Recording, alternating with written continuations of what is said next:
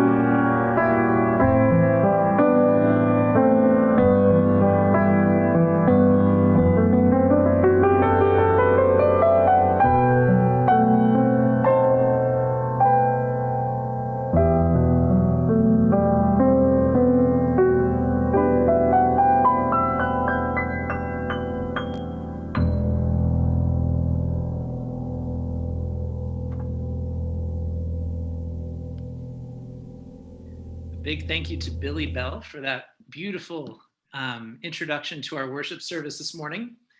Good morning to everybody. So as we continue to welcome everyone in, I also want to give some thanks to Beth St. John for hosting us and streaming us on YouTube today. Thanks to Jennifer for reaching out to our YouTube followers and trying to be with the folks who are joining us through that route. And good morning to everyone here. Welcome Sarah and Mariana and Virginia. And I apologize if I'm not seeing you, but to all of you who came in during the prelude, welcome, welcome, And welcome. Gudrun, is Gudrun here? All right. Oh, hi, Gudrun, there you are. I didn't even get to see you. So here's a part of the service where we are asking for everyone's participation, which is also a great opportunity to learn how to work your mute button on Zoom. Most of you, not all of you, but most of you are muted right now. So if you have a response to the question that I ask in a moment, please unmute yourself and share what you have to share, and then mute yourself again. You'll find the mute button in the bottom left corner of your screen. We are celebrating patience as a delight from our spirituality this morning. So I'm wondering, when we talk about witnessing God at work in the world, what is something you have really enjoyed being patient for? Another way of asking that question is, what has delighted you that only came into your life because you were willing to wait for it? It took a long time, it was slow, and you had the patience, and the patience really paid off. It was really delightful in the end. What are some examples of things that you really delighted being patient for?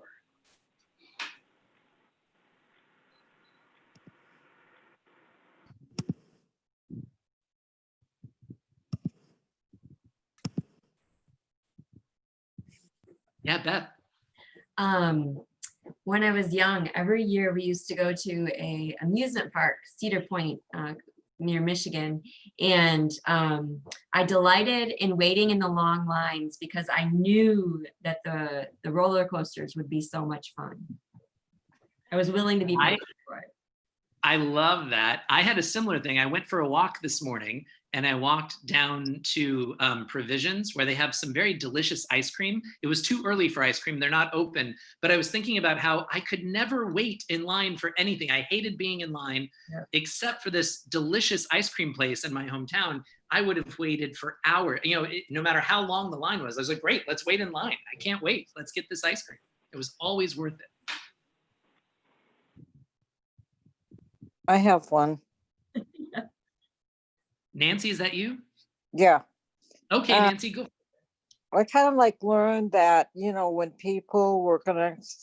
people tell me that they're gonna come and pick me up, I used to sit and say, no, they're not gonna show up, but now it's like I can actually, Goodman helped me with that one because it was because she actually would show up. So I'm like,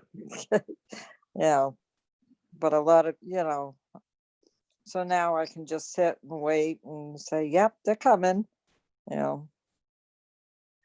Nancy, I love that. So what I hear you saying is that it gets easier to be patient and wait if you are developing trust that what you're waiting for is actually going to happen. Right. Yeah, that's beautiful. Thank you. And thank you, Gudrun, for being such a good friend. And I think patience I experienced in every pregnancy. Ah, yes. Because that can be tough, especially towards the end of the 9 months. You really have to be patient, but then the baby is here and then it's all, it's a wonderful thing that happened. I love that. So seeing God at work in that slow development of a human form and the process that your own body goes through. Yes, absolutely. That's beautiful. I patiently wait. Oh, I'm sorry, Brian. No, go for it. I patiently wait all winter for summer.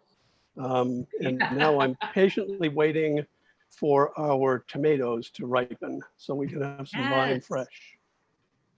Yes. Absolutely. Seasons, patiently waiting through entire seasons because you know that what's coming is going to be so good. That's a huge part of delight, right? Like when we talk about delight, rather than like just happiness or excitement, delight takes a long time. It takes seasons of waiting, seasons of growing and developing. I love that, Gary. Thank you. Any other examples? Mine was going to be a similar thing, just waiting for spring and watching everything come into life. Ah, yeah. Thank you, Betsy. Yeah, waiting for spring, watching everything coming to life. Jennifer, is anybody joining us on YouTube that we should say hello to at this point? Yes, we've got about 7 or 8 folks with us on YouTube right now, including Pat Dittrich. Hi, Pat. I'm not able to see who else is watching right now. I haven't had anybody else pipe up, but Pat is with us, and it's great to see her this morning. Thank you for being here, Pat. We are delighted to gather with you and to all the other 7 of you that are there. Thank you all so much for being here. So let's keep dreaming up these images of positive ways of showing patience and the good things that come from being patient. And while we have those images coming to our mind, now tell me about, this is going to be our way of calling ourselves to worship. We come together to worship our God because we are imperfect, we are limited, we miss the point a lot of the time. So we turn to God to teach us, to educate us, to guide us. So friends, be vulnerable with me. When are the times that you have just not been good at being patient? When are the times that it has not paid off to wait, that you just found yourself waiting way too long for something that never happened?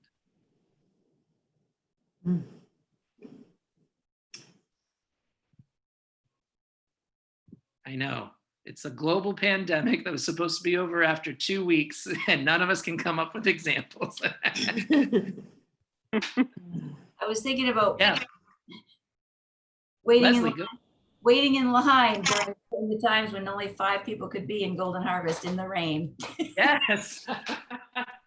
It's storming outside, it's raining on you, and you're not even allowed to go in the grocery store yet. Absolutely. And masks are on, and people think you can't smile when you have a mask on. That's right. Yeah, Beth. When you have to wait in the waiting room for a long time for the dentist, that's not a good time to be patient because I know what's coming. Yeah. That's not happening anymore, Beth. You wait in your car now. Right. But I still know what's coming.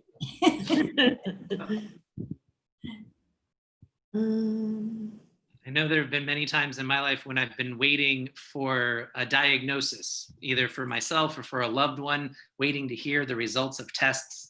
I get very impatient. I'm not at all pleasant to be around when I don't know the results of these important tests. I'd like to share something. Please, Della. Yeah, and I apologize because I know I keep talking about my situation with my son Timothy, but in terms of patience, there's a lot of patience needed in being with Timothy because he has aphasia, and it's very difficult for him to communicate sometimes, and it's confusing. Sometimes when he's talking about himself, he uses the wrong pronoun, like you, like he'll say you this or you that, and it sometimes takes me a while to figure out exactly that he's talking about himself or what he's talking about. And I have a strange phenomena. I seem to have the ability to be very patient for a long time, over numerous days, and then all of a sudden my patience seems to have dissolved into the atmosphere, and it always surprises me when it's not there when I need it, and I can erupt into frustration and anger. So patience is, I appreciate it when it's here, and I recognize I have the ability, but I think I don't have the ability to recognize when it's wearing thin. Yes. And that happened as recently as yesterday, and it's not a good feeling. So my frustration with patience is what seems to be sometimes the elusiveness of it for me. And kudos to people who are patient all the time. I don't seem to have that ability, but I don't know if they exist, Stella. I was gonna say, raise your hand if you're patient all the time. That's a beautiful example, Della. Thank you for sharing that. Yeah, it's so important that we celebrate the patience of our caregivers, of those who are called above and beyond to care for others. Della, I celebrate you, and I give you so much thanks for sharing that very personal image with us. Thank you so much.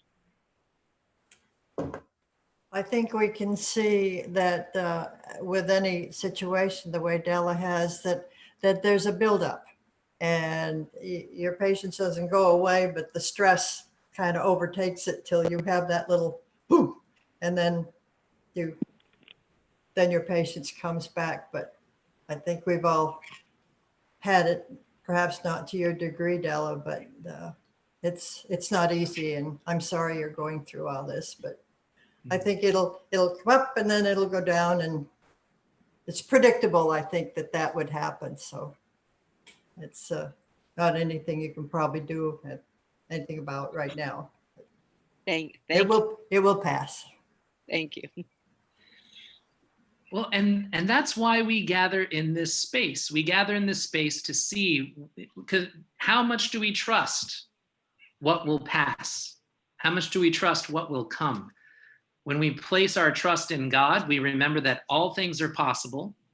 And when we place our trust in other things, in limited systems or in frail human capacities, we tend to be disappointed. And sometimes we convince ourselves it's not worth the patience, it's not worth the fight, it's not worth the work.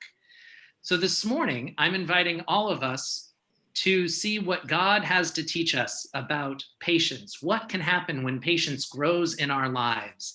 And what can it attune our senses toward? As a way of entering into worship and sort of culminating this part of our shared worship, Beth has found a very beautiful poem that she's willing to share with each of us. Beth, I would invite you to share that now.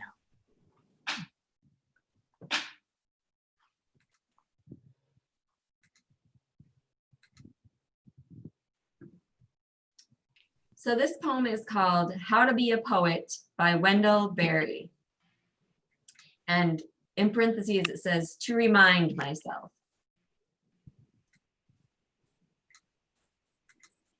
Make a place to sit down. Sit down, be quiet. You must depend upon affection, reading, knowledge, skill, more of each than you have. Inspiration, work, growing older, patience. For patience joins time to eternity. Any readers who like your poems doubt their judgment. Breathe with unconditional breath the unconditioned air. Shun electric wire. Communicate slowly. Live a three-dimensioned life. Stay away from screens. Stay away from anything that obscures the place it is in. There are no unsacred places. There are only sacred places and desecrated places.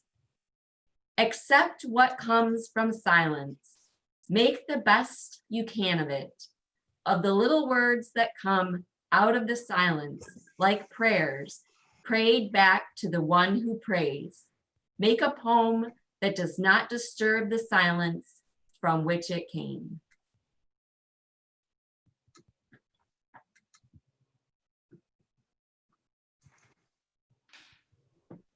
Thank you, Beth.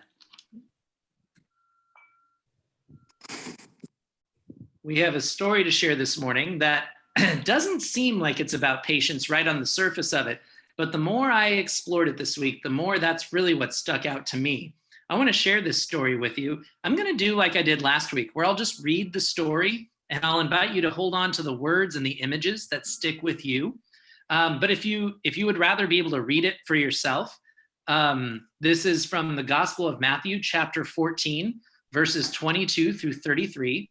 And it's very easy to Google that, and it'll just come right up on your computer. So if you'd like to read along with me, you can type in Matthew 14, verses 22 through 33. But otherwise, just listen closely to this story. This takes place immediately after last week's story of feeding the multitudes with the bread and the fish. Immediately, Jesus made the disciples get into the boat and go on ahead to the other side while he dismissed the crowds. And after he had dismissed the crowds, he went up the mountain by himself to pray. When evening came, he was there alone. But by this time, the boat, battered by the waves, was far from the land, for the wind was against them. And early in the morning, he came walking toward them on the sea. But when the disciples saw him walking on the sea, they were terrified, saying, "It's a ghost," and they cried out in fear. But immediately Jesus spoke to them and said, "Take heart, it is I. Do not be afraid." Peter answered him, "Lord, if it is you, command me to come to you on the water."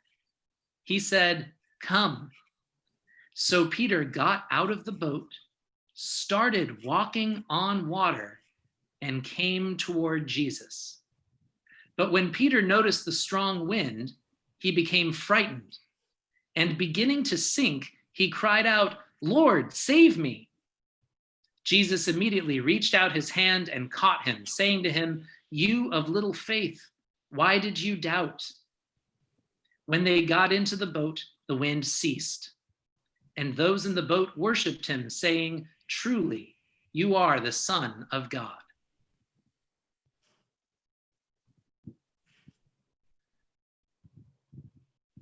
Here's a little reflection I have to offer about that story.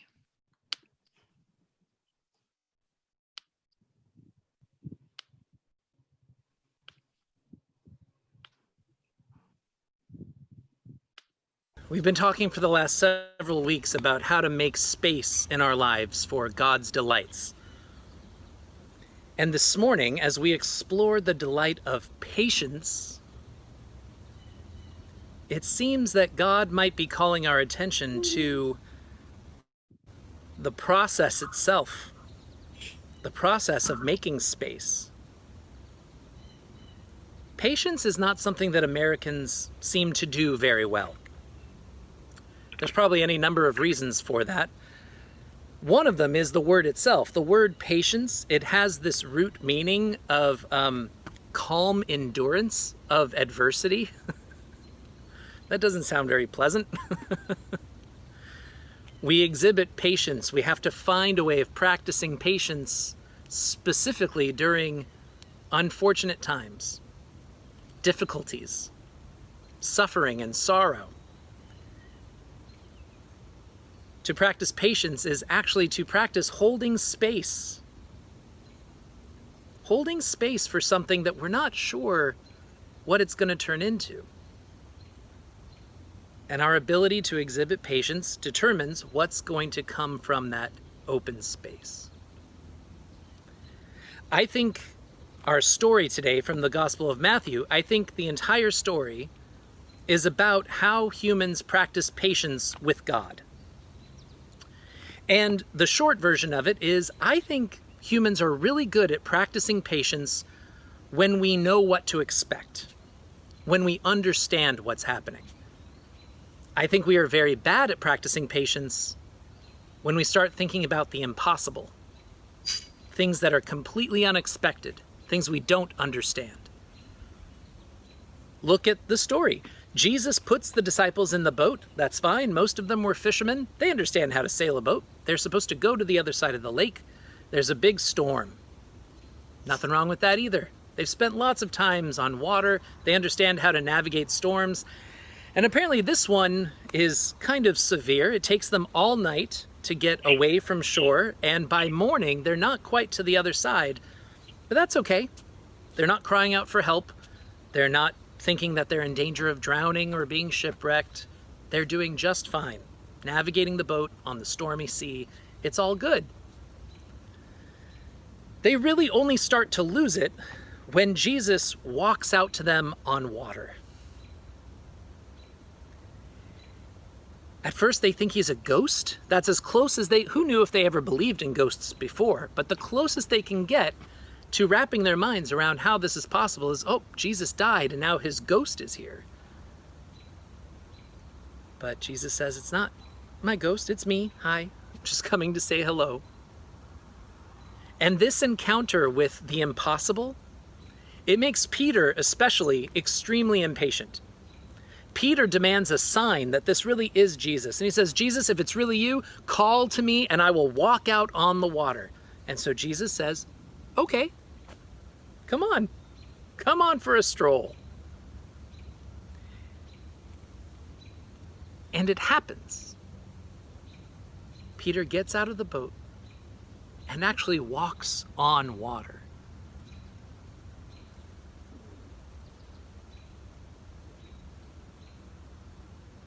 What does it feel like to encounter the impossible? I guess it starts with your definition of what is possible. How do you determine what is possible in your life, in the world, in the course of humanity? How do you choose what is possible? Well, most of us, we study some form of science and physics. We have an understanding of what can scientifically occur in the world. But haven't most of us experienced something that happens and there's no way of understanding it? One time, my friend Justin and I were backpacking through the wilderness in northern Arizona. It was an overnight camping trip, and we had hiked all the way out to this totally deserted space. We set up our tent. We made a fire. Justin is a very science-oriented person, a very fact-driven person.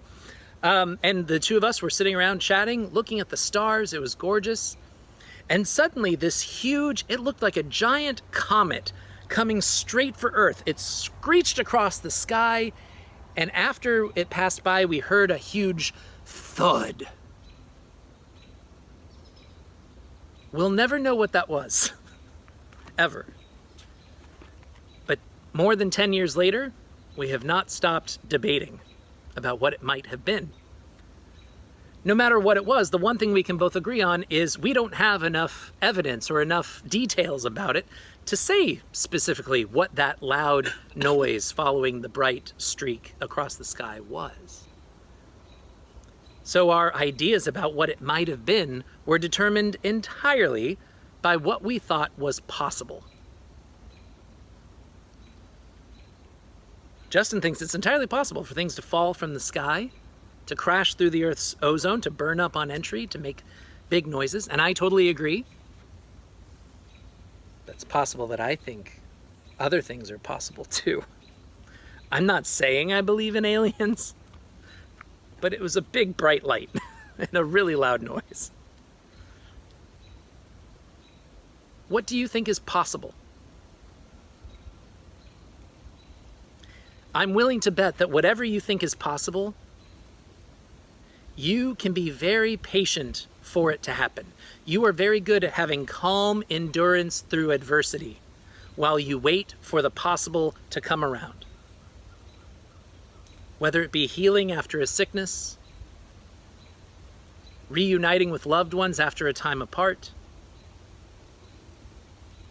finding a new job or a new source of income when an old one dries up.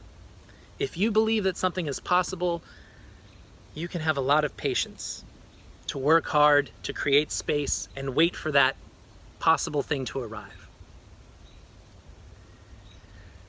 But this story this morning, it highlights what happens to us when we encounter the impossible. When God calls to us to participate in something that should not be possible in the course of humanity, we tend to get very scared very quickly. We tend to be very impatient. Peter was doing it. He was walking on the water. And why did he stop? Why did he start sinking into the ocean, into the lake? He saw some strong wind. Imagine, you're standing on water, you're walking on water, and suddenly it's very breezy. Oh no, the breeze. But I can't make fun of Peter because I myself have tried to meet God in impossible situations. And almost every single time I have been so scared and so impatient, I give up right away. Over the last several months in this time of pandemic, we've all learned about what is not possible. We've all learned about the limitations that this virus puts on us and our lives, our ability to go about constructing society as we always had before. We're so focused on what is possible and what is not. I wonder if we've taken time to consider, is one of the daunting things about this time, is it that God is calling us to do impossible things? And that is always terrifying. Because if we don't believe that it's possible, we have no patience waiting for it or trying to work towards it. And most unfortunately of all, this last week, as I've been talking with people about patience, what do you have patience for? When is your patience stretched the most? What do you see as being impossible? It sounds as though the vast majority of us believe that the most impossible things have to do with connecting with other humans. People who are divided politically, coming to a table and making a compromise. People who have different beliefs or come from different ways of life or have different skin color or different experiences in America, they can't talk to each other. They can't trust one another with their stories, with their truth. They can't work together to make new things happen. In an age of political division, during a public health crisis, and every single one of our systems falling apart in front of our eyes, it's hard to trust what is still possible. It's hard to exhibit patience for much. And yet patience is the very delight that is required if we care about meeting God and accomplishing impossible things. We knew it was impossible to safely have a blueberry festival this weekend, so instead folks from our church got together and said, well, what if we get a bunch of volunteers from the church to organize making pies together, blueberry pies, strawberry rhubarb pies, different kinds of pies, and what if we sell them and ask people to come by and we'll drop them off in their cars? Is that possible? Oh, it was very possible. We sold over 100. A huge thanks to all of you who had a hand in putting that together. Oh, we can't worship indoors. We can't gather in person for worship. So what do we do instead? Well, we try our best with technology. We try our best online. It doesn't quite work for everyone. My question for you is it the only thing that's possible? Or is it the thing we've had the most patience to figure out? Friends, in a time of being extremely aware of what is possible and what is not, I encourage you, I implore you, and I remind myself, with our God, nothing is impossible. Nothing is impossible with our God. If it seems like God is too limited or too slow to act, or not able of rising to the occasion and bringing miracles in our lives, I would suggest it's not a problem with God, it's a problem with our own ability to be patient, to create space for things that seem impossible, things that we don't understand, and calmly wait for them to come into being. So what do you think is possible? How can you create space in your life to wait for everything that God is willing to bring? Even the stuff that's supposed to not happen at all.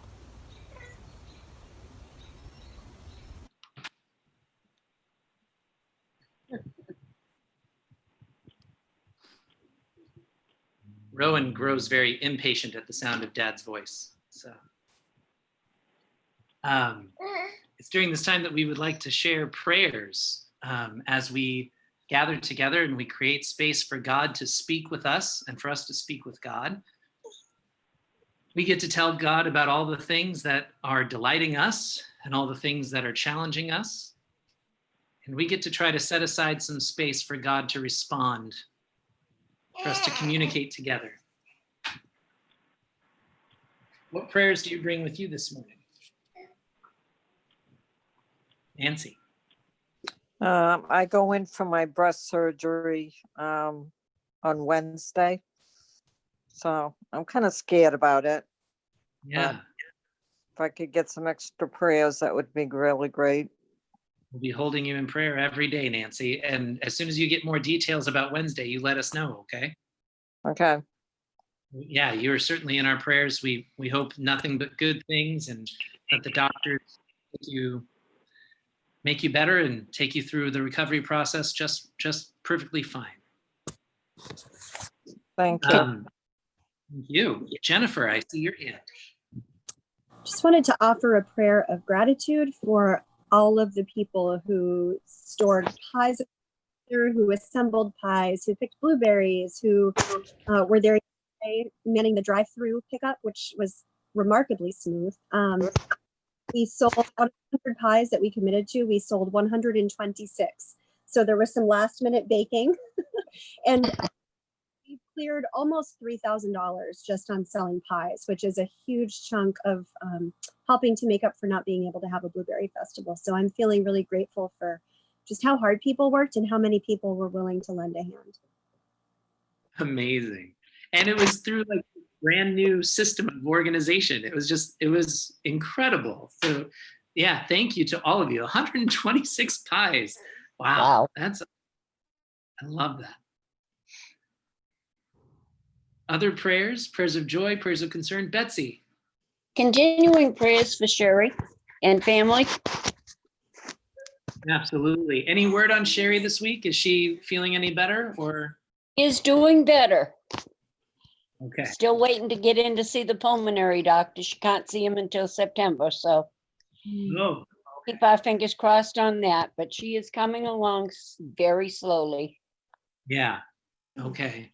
Continued prayers for her while she waits to go see the doctor. Thank you. Thank you. Morgan. I hope this isn't too scratchy. We had a joy that Sarah and Sybil came to visit us yesterday and sat out and had coffee and chatted. It was so great to see them both in person. It was so wonderful to see them both.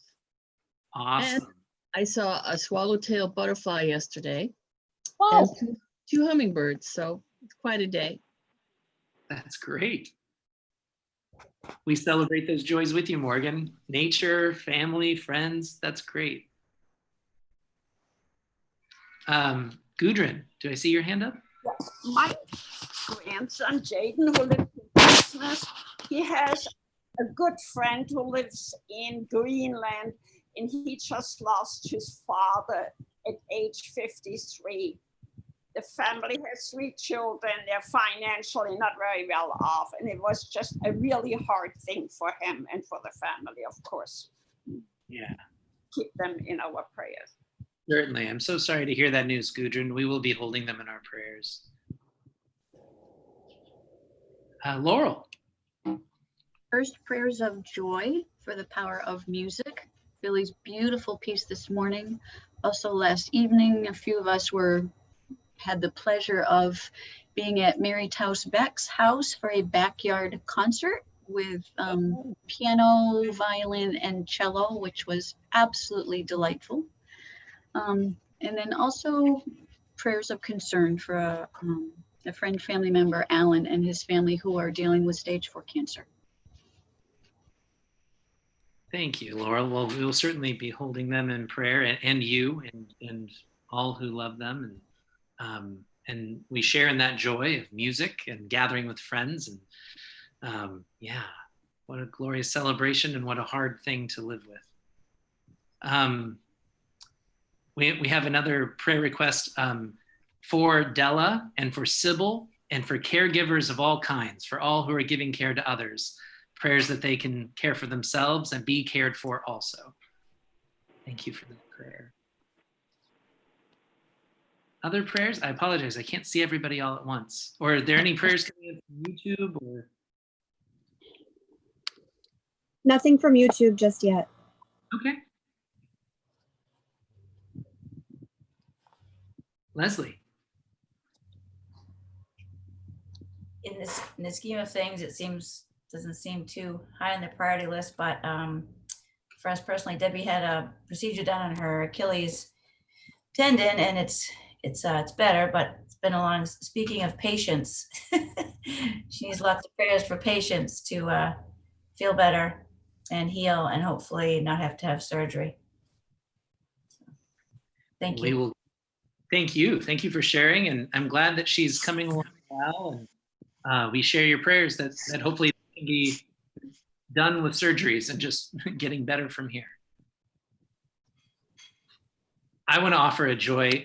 A small group of us gathered here at the church on Friday to offer a blessing of our church grounds. We blessed the sanctuary, the cemetery, the area where the trustees cleared out the knotweed, and we blessed the entire parish house area, the driveway, the house itself, everything, as a way of ushering in this new time where we are figuring out what it means to be church and what it means to gather together, even if we can't safely do that in the ways that we used to.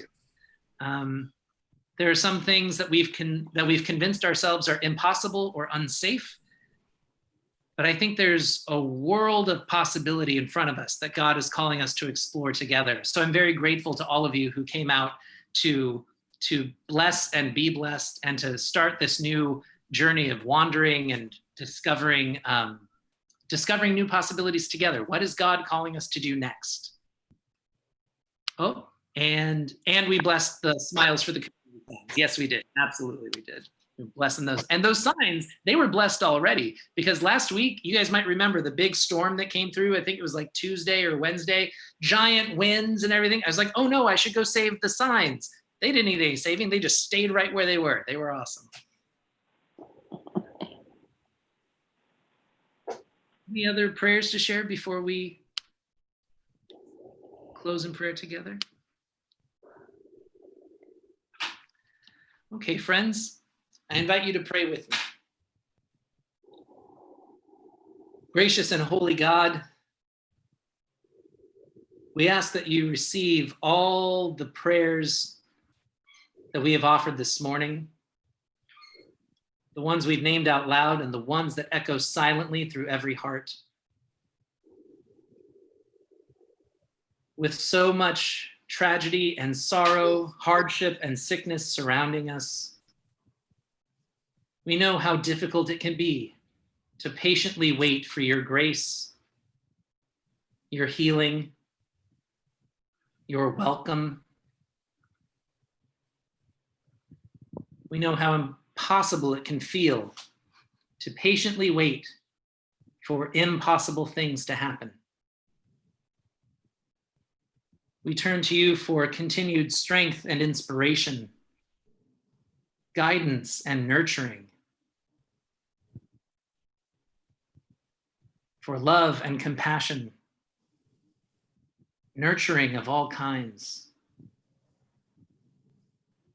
We ask that you respond to the prayers offered today in your own way, in your own time, and that you help each of us to take every challenge that comes our way, whether it's navigating through a stormy sea or choosing to step out and walk on water. Remind us that your hand is always available to us and you are always ready to walk with us every step of the way.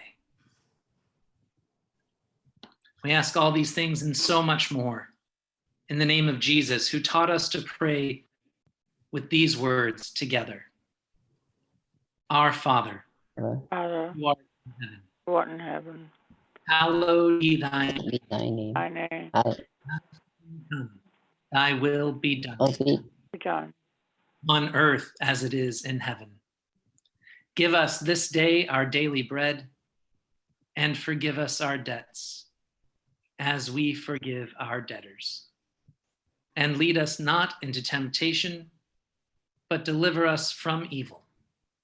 For thine is the kingdom, and the power, and the glory forever. Amen.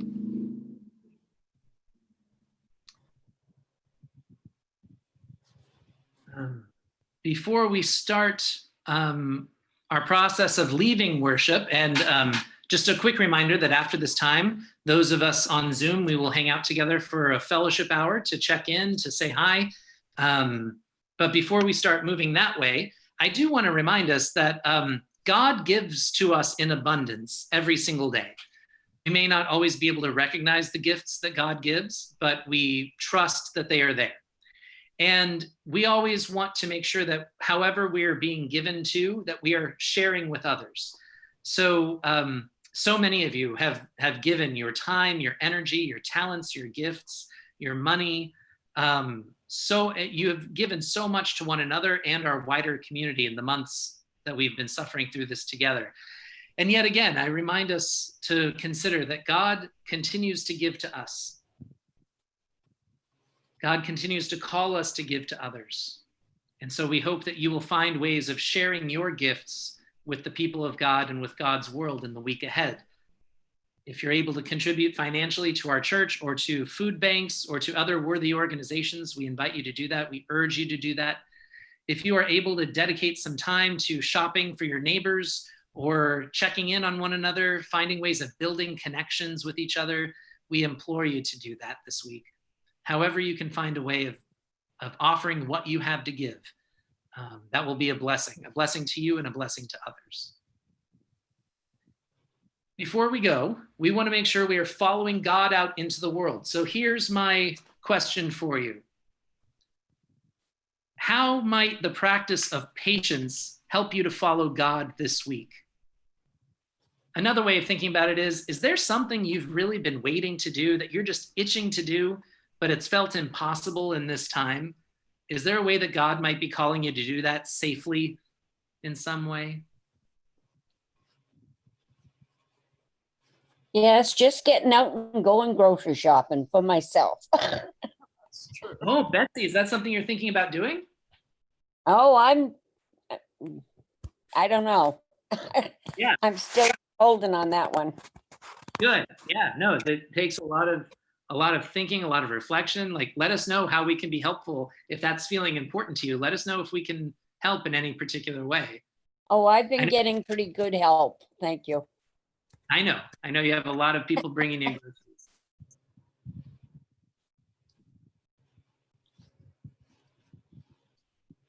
I've been feeling a lot of energy of trying to figure out if there's a way of doing outdoor worship while the weather is nice. And I would invite anyone who has a similar curiosity about that to get in touch with me. Maybe we can dream together about how we might hold some outdoor worship services together. So, we know it's not safe to gather indoors, but maybe it's safer to gather outdoors together. I don't know. But if you're interested in thinking about that, let me know. I would love people to talk about that with.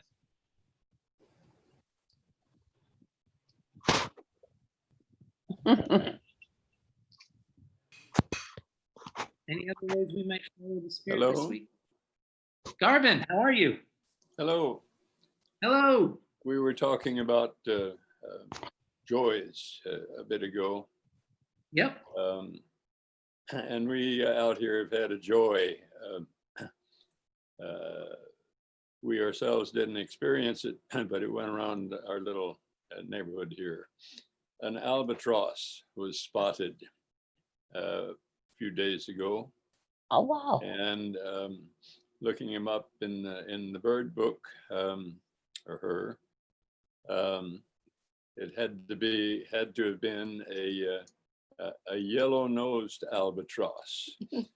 And they are what's called incidental birds up here.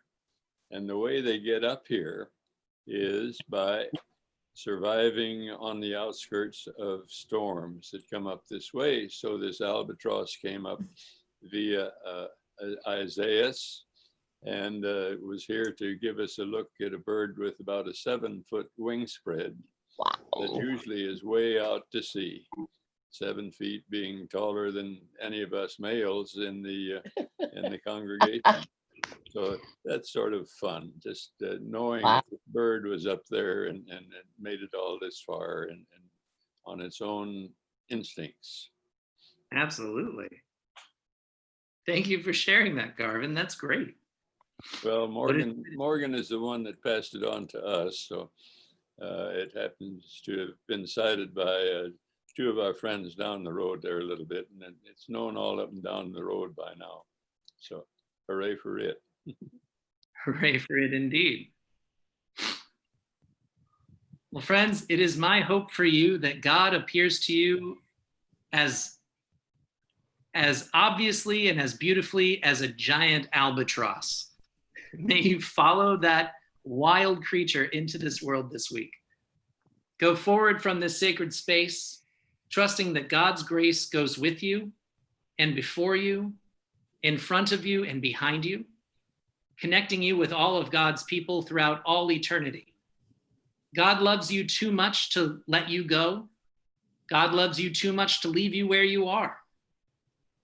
Our service has ended. Let us go forward from this place and let our service to others begin. Amen. Amen. Thank you all for being here. YouTubers, we'll see you soon. And Zoomers, you are welcome to stick around for a time of fellowship. Oh, and sorry, I forgot. We also have a postlude. Beth, if you've already stopped the video, that's okay. We'll make sure that Billy's videos get up on YouTube. But for us, here is Billy's postlude.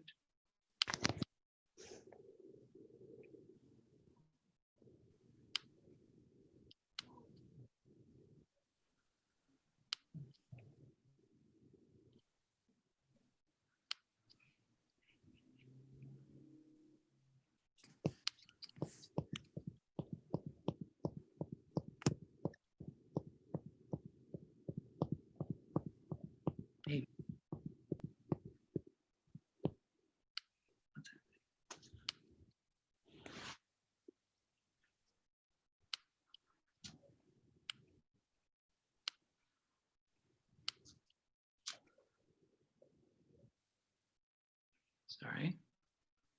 It's here. 1 second.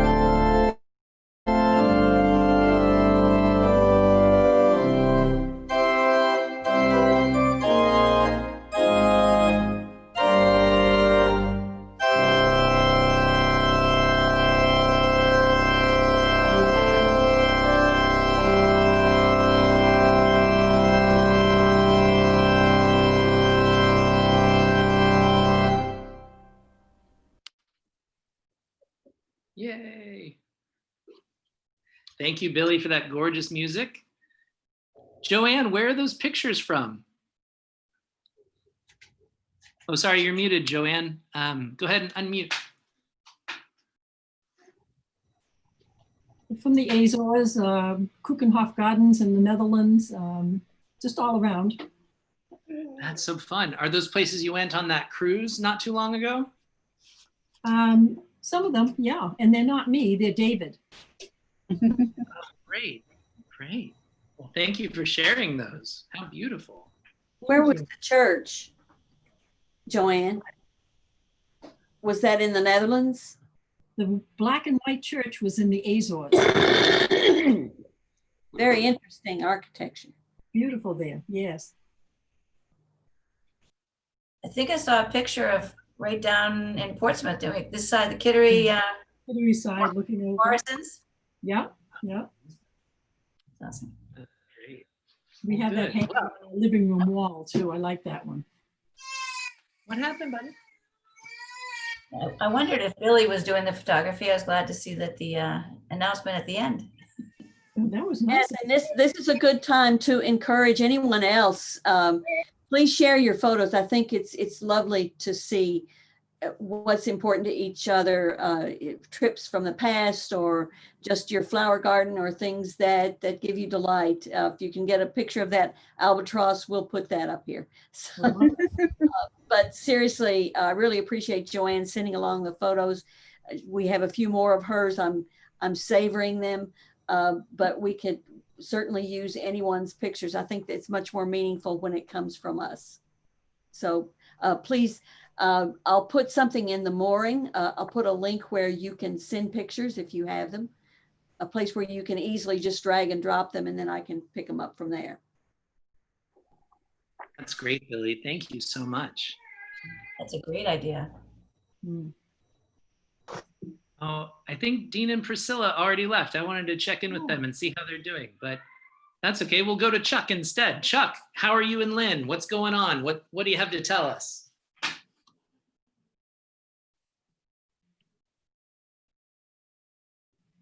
We're good.